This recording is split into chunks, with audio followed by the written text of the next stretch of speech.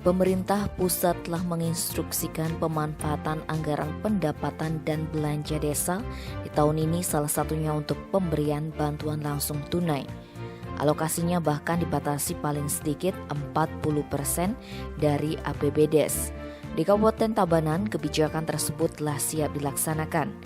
Forum Berbekal se-Kabupaten Tabanan bahkan telah memfasilitasi opsi apa saja yang bisa dilakukan pemerintah desa dari sisi teknis pencairannya.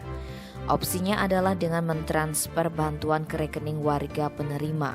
Untuk itu, PT Bank Pembangunan Daerah Bali telah siap membantu pencairan BLT Desa. Ketua Forum Berbekal se-Kabupaten Tabanan IGD Komang Restan Wisnawe Jumat 11 Februari mengatakan teknisnya bisa dengan cara pembukaan buku tabungan tanpa wajib menyertakan saldo awal atau dengan bekerja sama dengan badan usaha milik desa selaku agen Mailaku BPBD Bali. Dua teknis itu sambungnya disesuaikan dengan kondisi atau geografi masing-masing desa.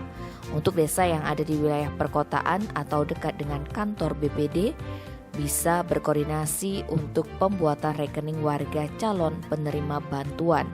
Lebih lanjut, dua teknis pencairan itu muaranya sama, yakni bantuan akan masuk ke rekening warga penerima. Dan pola seperti ini lebih transparan. Mengenai jadwal pencairan, Restan menyebutkan prosesnya baru akan jalan bila alokasi dana desa telah dicairkan pemerintah pusat. Tim Bali Express melaporkan.